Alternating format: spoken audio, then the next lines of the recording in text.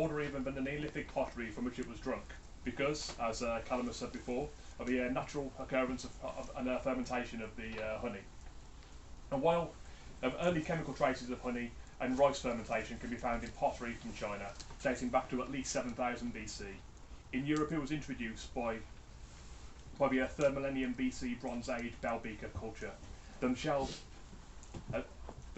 shaped by the Indo-European peoples of Eurasian steppe.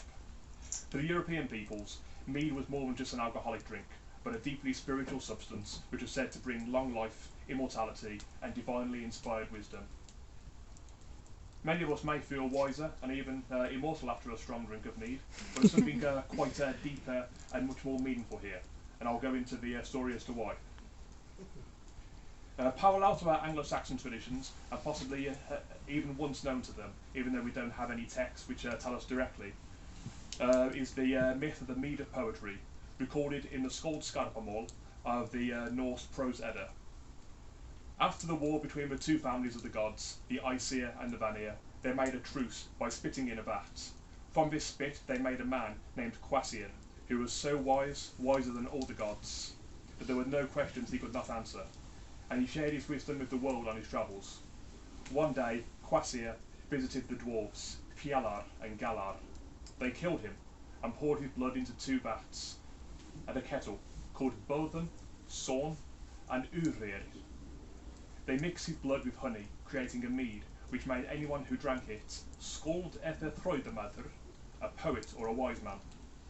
The dwarves explained to the gods that Kvasir had suffocated from intelligence. Those wily dwarfs, Fjalar and Garal, invited a Jötun, a kind of giant, named Gilling, and his wife. They took him to sea and then capsized his boat. They returned home and told Gilling's wife that he had drowned, and then offered to show her where he'd died. But Galar was tired of her crying, and Galar's wife was tired of her crying, and simply dropped a millstone on her head.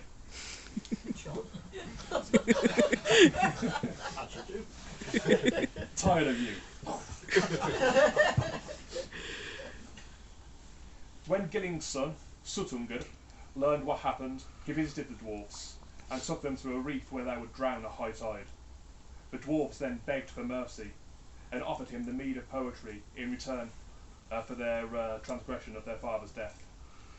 Suttungr agreed, and he stored it within a mountain named Hnitbjörg, guarded by his daughter Gunnlöf.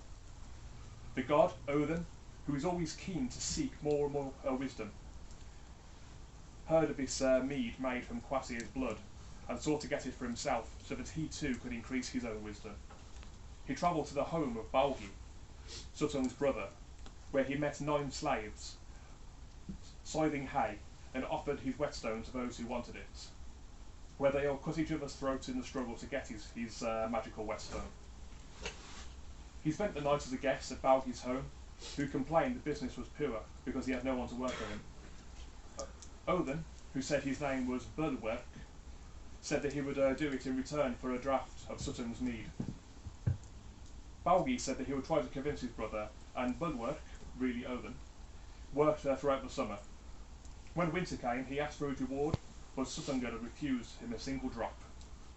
Brúnwulf then suggested that Baugi use an auger, a kind of drill, named Rati, to drill into Hnitbjörg, to steal some. Brúnwulf blew into it, and then his breath returned back to him, knowing that Baugi had only drilled halfway and tried to deceive him. When Baugi drilled the rest of the way, the hole was far too small, but Odin, he transformed into a snake and entered into the mountain, as Baugi tried to hit him with the drill. Inside, he met Suttungr's daughter, guarding the mead of poetry, Gunnlöf, with whom Odin spent 3 nights, and thus was promised 3 draughts of mead. But with each draught, he drank the entire vat empty. He then transformed into an eagle and flew away, leaving Gunnlöf heartbroken. When Suttungr had discovered what happened, he too turned into an eagle, and then chased after Odin in eagle form. When the Aesir saw him returning back to Asgard, they set out their vessels to catch the mead, and Odin spat the mead into the vessels. But with Suttungr so close to him, in his fear, Odin let some of the precious mead fall from his anus. This portion fell into Midgard, the land of men, among mortal men, and anyone could drink this tainted mead, which hopefully we're not drinking tonight. This was known as the Skuldfifthachluter, the rhymester's share. But the greater share Odin gave to the gods and to those who were truly skilled in the craft of poetry. The sacred mead seems to belong to a much older, much more ancient mythic tradition which transcends geographically distant Indo-European cultures and peoples, from islands to India. The gods are said to enjoy a special food and drink which gave them immortality. For the Greeks, the Olympian gods were brought ambrosia and nectar, both meaning undying, just as the cognate word in Indian, amrita, which also means undying, where it is first used in the Rig Veda as another text for the sacred drink, soma. The Rig Veda is also the oldest text of Indo-European literature and the first to mention mead. Wisely have I enjoyed the savoury drink of life, the food to which all gods and men, calling it marhu, gather themselves together. We have drunk soma and become immortal. We have attained the light the gods discovered. These glorious drops that give me freedom have I drunk. Fathers, that draught which our hearts have drunk, immortal in himself, hath entered mortals. In another hymn, in the Vishvedas, it is said that said of soma that the mead's bright glittering juice which dwells in mountains, and this is very similar to the tradition of the mountain Knitsbjerg in Norse myth. There is a similar tradition recorded in the Zoroastrian tradition of ancient Iran about the substance haoma, which is directly cognate with the Indian soma. And the Holy Spirit took Zoroaster's hand and filled it with all-encompassing liquid knowledge and said, "Drink it." And Zarathustra drank it, and all-encompassing wisdom was blended within Zoroaster, and he was in the Holy Spirit's wisdom for 7 nights. This also sounds very similar to Odin's experience in the Hávamál in the Poetic Edda, hung on the world tree Yggdrasil for 9 nights, in a state of spiritual ecstasy, whereby he learned the runes and their wisdom. Poetry is a very important tradition among the Germanic peoples. The Roman historian Cornelian Tacitus wrote in his Germania that song and poetry was how we recorded our ancient history, and so poetry, which itself was a form of divinely inspired magic, could be preserved and recorded by carved runic letters. It is one thing to carve the runes, but can you also give them magic and meaning beyond recorded memory? There must have been something more potent to this than just an alcoholic drink, and many historians have suggested that ancient pagan cultures across Europe and Asia used mead in such sacred rituals, not only as a libation to the gods, but possibly combined with some sort of crushed hallucinogenic plant which granted ecstatic visions, and in those visions they could behold the gods. It is no coincidence that the name of Odin, our English Woden, which means the woad, furious or ecstatic one. This tradition with Woden, not just as king and ancestor of the English tribes, but as a bringer of poetic inspiration, wisdom and runic magic, must surely have been known to Anglo-Saxons. In the Anglo-Saxon riddles, Solomon and Saturnus, and Adrian and Rithæus, we find 2 equivalent question and answer sets. Sachame hwa eros bokstatus seta, each they seja, Mercurius se yigand, and Sachame hwa eros bokstatus rat, each they seja, Mercurius se yigant. Tell me who first set down or wrote bookstaids. I tell thee, Mercury the giant.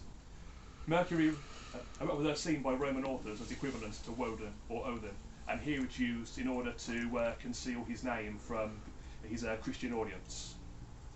Likewise, the Anglo-Saxon rune poem was seen by Roman authors. Anglo-Saxon rune poem for os, which is the letter O.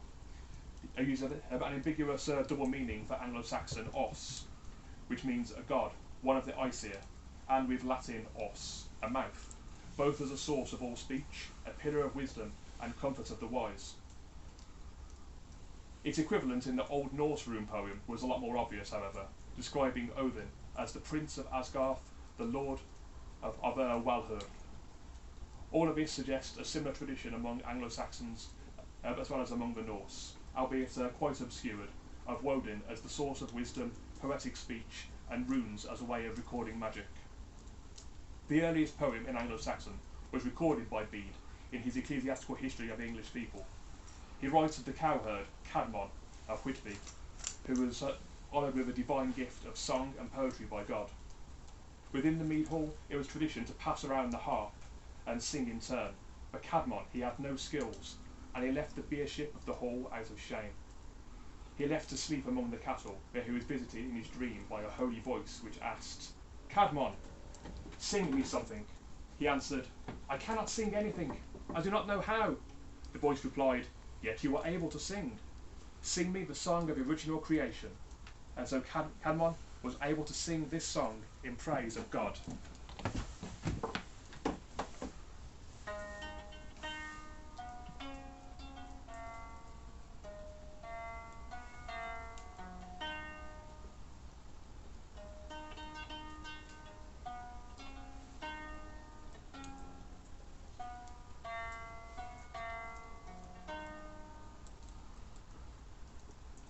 Nu skall härjan från rikets vart med sådant makt and his mighty thank where could the farda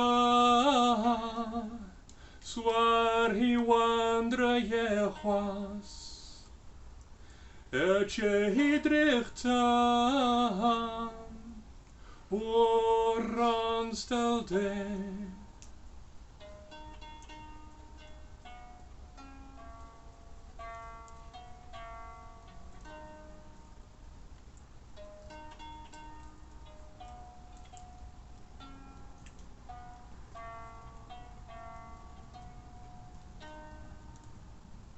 He are a shop Jörden Barnum Heaven to Hrofe Chali Chopend Thermiden Jad Mon kunnes wert Drichtan After Theodish Fyram foldan Freral merte Fyram foldan Freral merte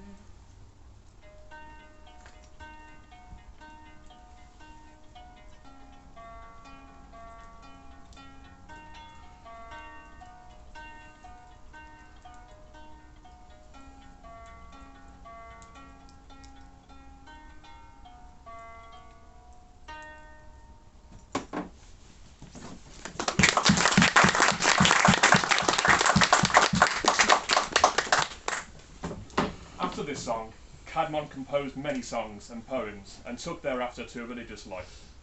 That such a song was inspired by Cædmon's divine vision, as well as the heroic vocabulary used for devotional liturgy, greatly suggests the reworking of something pre-Christian for that poem. The divine poetic inspiration of Woden, especially after the consumption of mead in the hall. For Anglo-Saxons, the Meadhall itself was not just a place of drink, but it was a centre of cultural life. It is frequently used in poetry as a synonym for society and community itself. And he who is without the Meadhall is an exile bereft of home and hearth. The hall defined the in-group where friendship, community, joy, warmth, law and order, culture and religion existed, as opposed to the out-group where there was hostility, loneliness, bitter cold, lawlessness and monsters hostile to the gods. This is the context in which we read the epic poem Beowulf within the Danish hall of Jarrow, where outside lurked Grendel and the other monstrous hellish creatures of the fens and marshes, and which hopefully you haven't had to pass on your way into here. For Anglo-Saxons, religion and tradition was inseparable from community. There is no such thing as an individual as an individual believer. He was part of his group and his community. And the Meadhall was where ritual feasts and drinking, such as sumbal and beership, were held. So too was the Meadhall at the centre of legal matters, where events such as law trials would also take place. And as Tacitus noted in the Germania, that the debate of important issues would be accompanied by strong drink, but decisions were only made when sober. In the Meadhall also came the yelp of one's past deeds, and the beot, or the boast of one's future deeds, where oaths were made to one's lord and kings, where guests were welcomed, and where weddings and funerals were celebrated with communal feasts. It is clear then why the Meadhall was not just central to earthly life, but for the Vikings, the afterlife in Valhalla, the Hall of the Slain. Let us return again to Bede, who tells us of the Hall as communal life in the story of King Edwin of Northumbria, who takes counsel from his advisors on whether they should convert to the new Christianity or remain with the old gods. Edwin's chief priest compares mortal life to the measure of time, which is unknown to them, as if we were sat in a mead hall at banquets in wintertime, warmed by a fire from the rain, snow, and storm outside. And a sparrow comes flying in through the window, in through the door, and then out the other. And in that brief blink of an eye, he's not touched by the storm. So what came before and after, we cannot know. We can only see what is present to us here in the Meadhall. So it'd be more prudent to accept this new faith, if he can tell us what came before and after this present life here in the hall. So, let us enjoy the mead here at Jarrow, over Mead with Bede, as friends sat in the hall on a cold winter night, in this case, in Jarrow Hall, with a good community which our museum upholds, and may the mead unite us here for good times in the warmth of the hall, our own Midden Yard, our own Middle Earth, safe from the giants, the beasts, and the monsters such as Grendel or Fenrir, who dwell in the cold moors and the fens of Jarrow outside. And so too, may Mead inspire us with wisdom, poetry, creative arts, a living culture and spiritual insights, many things which I hope that Jarrow Hall's work may continue to inspire in us all. Thank you.